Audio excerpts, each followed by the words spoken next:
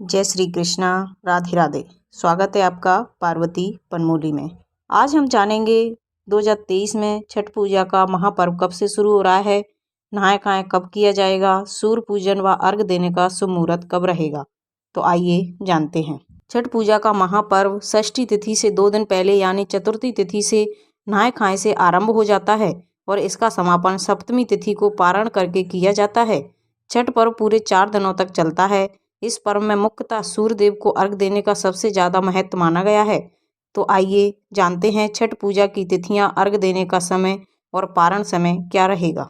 छठ का महापर्व कार्तिक मास के शुक्ल पक्ष की चतुर्थी तिथि पर नहाय खाएं से शुरू होता है। पंचमी को खरना, षष्ठी को डूबते सूर्य को अर्घ और सप्तमी को उगते सूर्य को जल अर्पित कर व्रत संपन्न किया जाता है। 4 दिन चलने वाला इस पर्व में सूर्य और छठी मैया की पूजा की जाती है। इस दिन रखा जाने वाला व्रत बेहद कठिन माना जाता है क्योंकि इस व्रत को 36 घंटों तक कठिन नियमों का पालन करते हुए रखा जाता है। इस वर्ष छठ पर्व की पूजा 17 नवंबर 2023 से शुरू हो रही है, जिसका समापन 20 नवंबर को होगा। बिहार में यह पर्व विशेष तौर पर बहुत हर्षोल्लास के साथ मनाया जाता है।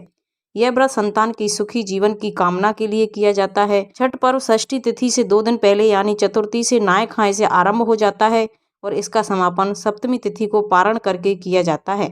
छठ पर्व पूरे 4 दिनों तक चलता है।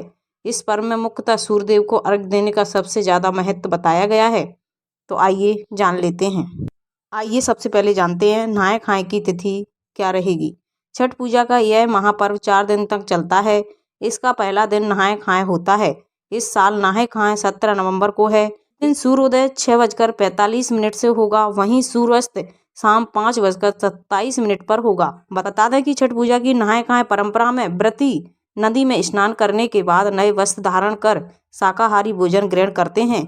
इस दिन व्रती के भोजन ग्रहण करने के बाद ही घर के बाकी सदस्य भोजन ग्रहण कर सकते हैं। आइए अब जानते हैं खरना तिथि कब रहेगी। खरना छठ पूजा का दूसरा दिन होता है। इस साल खरना 18 नवंबर को है। इस दिन का सूर्य उदय सुबह 6:40 पर होगा और सूर्यास्त 5:26 पर होगा। खरना के दिन व्रती एक समय मीठा भोजन करते हैं।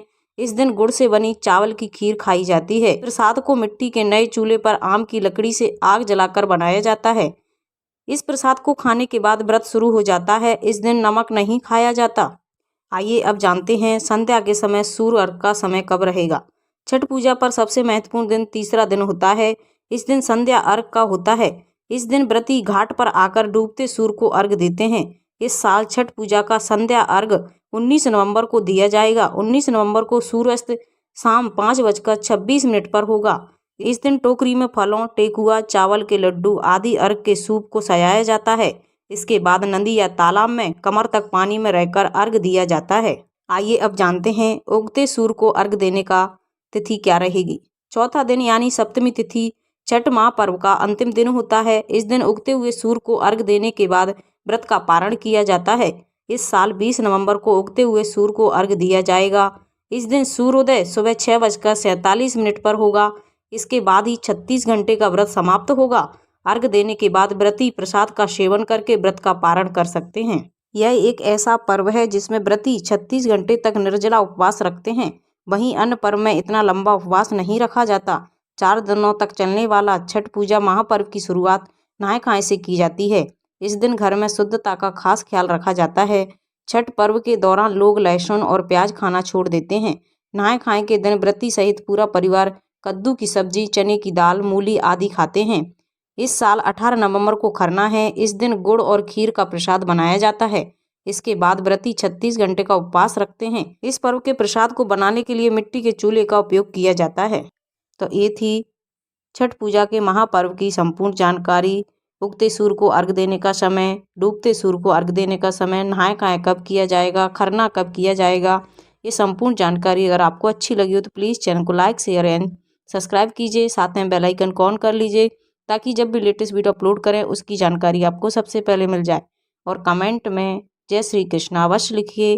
Thank you.